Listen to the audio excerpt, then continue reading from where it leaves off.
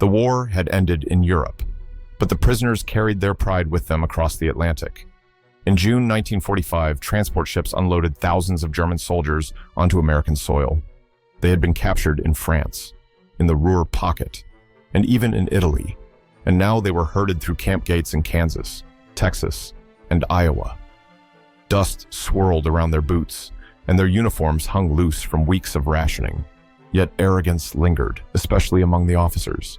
One afternoon, when word spread that the Americans would feed them in something called a cafeteria, laughter erupted in the barracks. A lieutenant from Hamburg sneered that such a word could only mean a cheap tavern or a schoolchild's lunchroom. Americans, he declared, know nothing of table ritual. Their meals are as childish as their films noisy, cheap, and tasteless. His comrades chuckled, adding that only in Germany was dining treated as an art, with dignity preserved even in wartime. The irony, of course, was that many of them had not eaten a full meal in months. Bread had been scarce, potatoes rationed, meat almost absent, yet pride was stronger than hunger. The memory of oak-paneled officer mess halls lingered white tablecloths, sausages arranged neatly, wine bottles opened with ceremony. It was less about the food than the performance, the sense of hierarchy at the table, to the Germans. Dining meant order and discipline, and they assumed the Americans had none. What they did not know was that by 1944, the U.S. Quartermaster Corps had perfected a system that no army in history had ever matched. America could supply not just its soldiers on 3 continents, but also its prisoners in that single year. American farms produced over 24 billion pounds of meat, and flour mills churned out more than 120 million barrels of wheat. Entire trains thundered across the Midwest carrying milk, vegetables, and sugar. It was not ritual that the Germans would encounter, but scale. Still, the prisoners laughed. They imagined tin cups and watered soup, perhaps a slice of dry bread. A young private muttered that surely the Americans would make them eat like cattle. 1 pot, 1 spoon, no dignity. Even hunger could not silence their smugness. They believed America too crude, too brash, to understand what a meal should mean. And so the stage was set, sneering prisoners, hollow with hunger, yet wrapped in arrogance, about to walk into a place that would shake their confidence more than any battlefield defeat. For behind those cafeteria doors, under bright electric light, was not humiliation, but a revelation that would echo in their memories for decades. If you value stories like this, don't forget to like and subscribe. It helps preserve forgotten chapters of history. And before we continue, share your location and local time in the comments. It reminds us how history connects us across distance and generations. The first night in captivity passed with the usual mix of exhaustion and resentment, but as the prisoners awoke, they carried with them a curious pride, rooted not in victory, but in memory. For what they missed most was not the battlefield, but the ritual of the German table in their minds. Even the simplest military mess hall in Germany carried an air of ceremony. There was order in every gesture, the officers seated first, the folding of hands before eating, the measured serving of sausages and cabbage, sometimes even a small ration of wine if fortune allowed. They remembered the sharp clatter of boots across polished floors, the smell of tobacco curling in the air, and the way silence was enforced until the senior officer lifted his fork. It was more than food, it was hierarchy, discipline, and identity, even in defeat. These men clung to the belief that German meals were sophisticated, a reflection of a culture superior to the crude, noisy habits they imagined awaited them in America, in the barracks. The conversations circled endlessly. A captain from Bavaria reminded younger men that the Americans think quantity is culture. He insisted that the Germans, even under bombs, had preserved the dignity of dining linen cloths when possible, toasts to fallen comrades, rules that made the table an extension of the officer corps. Food in Germany was scarce, but its scarcity gave ritual more meaning to him. The act of eating was not just survival, it was a performance of pride. The younger prisoners listened, nodding. Some thought of home, of mothers who laid out steaming potatoes on chipped plates, of fathers who sliced bread with deliberate care. These memories carried an aura of superiority, a conviction that Germans had always eaten with more refinement than the Americans ever could. The word cafeteria still tasted foreign in their mouths. They used it mockingly, as if describing a carnival booth. They could not imagine that within hours, this pride would falter, that the careful rituals they remembered would crumble before something larger than etiquette. What they did not yet understand was that America's strength was not in ritual, but in abundance, not in hierarchy, but in scale. For the German POWs, this would be the cruelest twist of memory that the tables they longed for, with their rituals and pride, would suddenly feel small, almost fragile, when confronted with the bright, roaring, democratic machine of an American cafeteria. And so they waited in line, their stomachs growling, still certain that they knew what it meant to dine with dignity, still unaware that the next door they would pass through was not just a mess hall, but a mirror reflecting the true difference between two worlds. The midday whistle blew across the camp, and the guards called the prisoners to assemble. Rows of weary Germans shuffled forward, boots scuffing against gravel, the sun glaring overhead. They followed the line, expecting some crude feeding trough, perhaps a pot of thin stew ladled into dented tins. Yet as they turned the corner, what awaited them looked nothing like humiliation. The cafeteria doors swung open, and the POWs froze. Before them stretched a hall blazing with electric light. Rows of polished tables gleamed beneath fluorescent bulbs, their surfaces spotless, their order precise. Along one side ran the serving line's stainless steel counters, reflecting the heat rising from great pans of food. Steam curled upward from trays of beef stew and mashed potatoes, while loaves of bread sat stacked higher than any prisoner had seen since the war began. The sight was cinematic, overwhelming, as if staged to shock men who had lived in shadows. Green beans glistened under lamps, cakes were arranged neatly in rows, pitchers of milk and coffee stood ready, waiting to be poured. The air itself carried the warmth of roasted meat and baked sugar. For a moment, silence fell among the prisoners, their arrogance faltering under the sheer sensory force of abundance. A young corporal whispered, This is for prisoners." Another soldier, barely 20, blinked rapidly as though fearing the vision might vanish. Their eyes darted to the guards, half expecting laughter or a trick, but the Americans simply gestured toward the trays, impatient and businesslike, as though this mountain of food was ordinary, nothing remarkable at all. The contrast was devastating. Only months earlier, some of these same men had stood in Berlin's ration lines, waiting for a scrap of bread or turnip soup. Now, in captivity, they faced more food in a single glance than they had seen in weeks. The polished trays reflected not just steam, but an image of America itself, industrial, might translate it into sustenance. Power measured in calories and cups of milk. Behind them, a Luftwaffe sergeant clenched his jaw, unwilling to let his men see awe in his face. But even he faltered as the line moved forward and the clatter of steel trays rang in the air.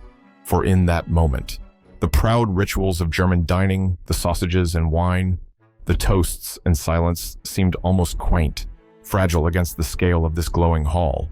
The men stood on the edge of something more than hunger. They stood before a revelation, and as they stepped across the threshold, the first to take hold of a shining American tray, they realized that what they had mocked only hours before was about to strip away the very pride they had carried across the ocean. The line shuffled forward, each step echoing against the spotless tile floor. The guards handed out trays, cold steel in their hands, and pointed toward the counters.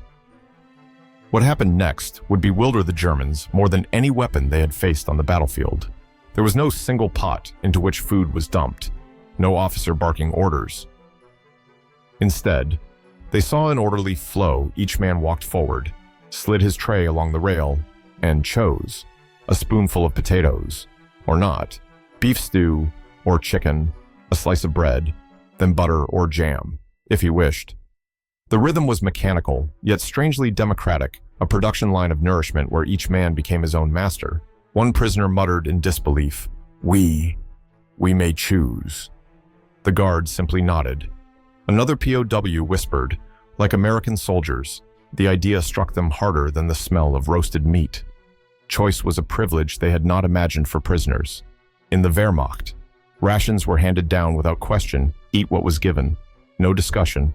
Here, in captivity, they were confronted with the freedom to decide cornbread or biscuits, carrots or beans, coffee or milk. Some hesitated, as if reaching for too much might expose a trap. A few looked back nervously at their comrades before scooping gravy onto their plates. But as the line moved, hesitation gave way to wonder.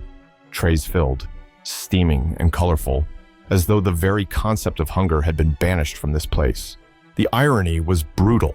Back home, families in Hamburg and Cologne survived on meager slices of bread. Children shared watery soup. Yet here, the defeated enemy could select between options and act so simple that it shook their notions of superiority. The cafeteria embodied something they had not prepared for: abundance linked with liberty. Each tray was a silent lecture, a demonstration that in America, even prisoners could exercise choice, dignity, and fullness. It was democracy translated into food, a weapon without gunpowder, no less devastating than artillery. As they sat down, forks clattering, the POWs glanced at one another with uneasy expressions. Pride and disbelief tangled in their throats. One whispered, "We thought they would humiliate us. But what is this? If not humiliation of a different kind?" For the first time, the laughter that had filled the barracks was gone. In its place came the quiet confusion of men forced to see freedom not in speeches or banners, but in the steaming haze rising from their own plates. The first bites silenced the room. Forks scraped gently against trays as the men tasted what they had mocked hours earlier. A private from Bremen, who had not tasted meat since the winter of 1944, closed his eyes as stew coated his tongue. Another, skeptical of the pale spread called peanut butter, dipped bread into it, grimaced, then smirked as he reached for more. The initial sneers dissolved into hurried chewing, eyes darting to see who would admit it first. Within minutes, the order of the line broke down. Men who had finished their portions rose awkwardly, trays still clutched in their hands, and drifted back toward the counters. The guards looked on with faint amusement as the same Germans who had laughed at American cafeterias returned for seconds. One Luftwaffe officer muttered to his comrade, "In Germany, even civilians starve. Here, even captives eat their fill." His words spread quietly, repeated like a confession across the tables. The atmosphere shifted. The first meal had been shock. The second helping became surrender of pride. A sergeant who once lectured on the refinement of German dining now shoveled cornbread into his mouth with boyish hunger. A young private licked frosting from his fingers, whispering that it tasted sweeter than any ration his mother had stretched across a month. In the barracks later that night, men laughed nervously, not at the Americans, but at themselves how quickly hunger had defeated their arrogance. Yet gossip festered as well. Some muttered that the abundance was a trick, that Americans staged this bounty to weaken German resolve. Others claimed that the US wasted food while Europe bled, and that such waste was proof of decadence. But for most, the memory of that first cafeteria meal would not fade, because it filled not just their stomachs, but their imagination. What they did not know was that US agriculture had reached unprecedented scale. In 1945 alone, American farms produced over 55 billion quarts of milk, and sugar beet fields stretched across the Midwest like oceans of white. The cafeteria was not a performance. It was the byproduct of a system that dwarfed anything in Europe. To the prisoners, every slice of cake and every glass of milk was proof that the war had been lost long before they surrendered. That night, in the barracks, the men argued, was America strong because of its weapons or because of its food? Could an empire built on abundance be beaten by one that glorified discipline? A captain stared at the ceiling in silence, unable to answer. And here, dear viewer, is where I ask you directly if you had been one of those men.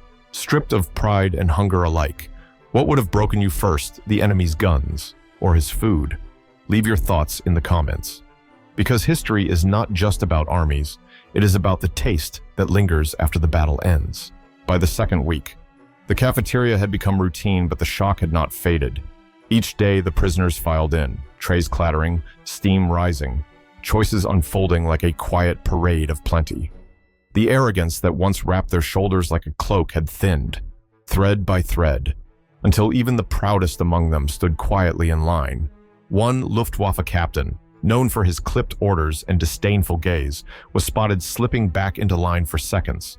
His men watched in silence, a mixture of relief and discomfort settling in their eyes. Pride was hard to maintain when roast beef, coffee, and cornbread sat waiting only a few steps away. Another officer, who had once lectured the barracks on American vulgarity, now held his tray close to his chest, balancing 2 slices of pie with care. Nobody mocked him. Hunger had united them more effectively than rank or ideology. But there was another layer to the cafeteria experience that unsettled them even more. Behind the counters stood not just white American cooks, but African American mess workers, and sometimes women in uniform, serving prisoners with a matter-of-fact efficiency. For men who had been fed propaganda about racial hierarchy, the moment was shattering. To be handed food respectfully, silently, by someone whom their Reich ideology had condemned as inferior, shook them more deeply than they admitted aloud. Whispers spread in the barracks that night. Some muttered shame, others deflected, claiming it was just America's way. But the silence of the officers told its own story. The cafeteria was not only a place of abundance, but a daily reminder that the world they had believed in, order, ritual, superiority, was collapsing with every spoonful of stew. Statistics sharpened the humiliation. Each camp cafeteria could serve thousands of meals within an hour. Conveyor belt efficiency matched with industrial might. At Camp Swift in Texas alone, records show that over 20,000 pounds of flour were baked into bread each week. The numbers were staggering, relentless, undeniable. Where Germany struggled to feed its children, America fed its prisoners as if scarcity did not exist. As the trays clattered and the line moved forward, many POWs found themselves lost in thought. What did it mean to be fed so well by an enemy? Was it kindness or domination dressed as mercy? A young corporal admitted in his diary that he feared the food more than the barbed wire because it made him forget his hatred. And so, audience, I pose the question to you: if your captor treated you not with cruelty, but with abundance, would your loyalty to your old beliefs hold firm, or would each meal weaken it? Spoonful by spoonful, share your reflections, because in that question lies the hidden weapon of America's cafeterias. Autumn sunlight slanted across the camp when the cafeteria doors opened once more. By now, the ritual was familiar: the shuffle of boots, the gleam of trays, the rising steam of food. Yet something deeper had shifted. What began as laughter had turned to awe, then to uneasy acceptance. Now it lingered as memory being etched into the very marrow of men who had once sworn allegiance to the Reich. A gray-haired officer, once a veteran of the Eastern Front, sat quietly at a corner table. He held his tray as though it were a relic. Before him lay mashed potatoes, green beans, and a slice of chocolate cake. He ate slowly, almost reverently, as if each bite carried the weight of a lesson he could not escape. Later, in the barracks, he whispered to a comrade, "They win not only with guns, but with their ability to feed even us. We were wrong to laugh." The cafeteria had become a symbol, a theater of abundance. Its very mechanics: steel trays sliding across rails, milk jugs clinking, loaves of bread stacked endlessly, testified to something greater than taste. It was industrial democracy in motion, a machine built not just to fight, but to nourish. For the Germans, it was impossible to ignore that such power made their once proud rituals of wine and sausages feel like echoes from another century. Stories spread beyond the camp fences. Some prisoners wrote letters home, careful with censorship, hinting that captivity was less brutal than feared. Others remained silent, ashamed that their most haunting memory of war was not gunfire or bombings, but the abundance of an enemy cafeteria. The irony cut deep: the Reich had promised supremacy, but the lesson they carried home was the humiliation of second helpings. Years later, when the war was long past, these memories resurfaced. Old men, now grandfathers, spoke less of battlefields and more of meals. A former soldier told his grandson not of tanks or artillery, but of the day he mocked a cafeteria and then stood in line for seconds. His voice trembled as he described the clatter of trays, the flood of milk, the sweetness of American cornbread. That image, more than the crack of rifles, had revealed the scale of America's true power. And so the story closes not with thunder or fire, but with a quiet, lingering picture: a shining steel tray piled with food under the hard glow of electric light. For the prisoners who once scoffed, it was a weapon stronger than cannon, a lesson carried across oceans and through decades that abundance itself could break the walls of pride more surely than any bomb. History often teaches us through noise: the roar of cannons, the thunder of engines, the shouts of armies in the field. Yet sometimes its deepest lessons come quietly, in the clatter of trays and the steam of food drifting through a hall. The story of German prisoners who once mocked American cafeterias, only to stand humbly in line for second helpings, reminds us that power is not always expressed in violence. Sometimes it is revealed in the simple ability to nourish, to sustain, to provide without fear of scarcity. For the men who lived it, the cafeteria became a memory sharper than battle. It stripped away layers of pride and revealed how fragile ideology can be when confronted with ordinary abundance. The Reich had promised them supremacy, discipline, and order, but it could not fill their stomachs. America, with its vast fields and tireless factories, offered something their homeland could not, a vision of plenty so vast it extended even to enemies. In later years, when those prisoners returned home, many carried this paradox within them. They had been defeated in war, yet fed in captivity. They had laughed at the thought of eating like children, yet found dignity in choosing their own meals, and in the stillness of old age. When memories of war blurred, it was not always the battlefield they spoke of, but the cafeteria. An old soldier once said that he could still hear the sound of trays sliding along the rail, decades after the war had ended. To him, it was the echo of a truth he could never forget, that strength is not only measured in weapons, but in the quiet, relentless power of a society able to feed even its foes.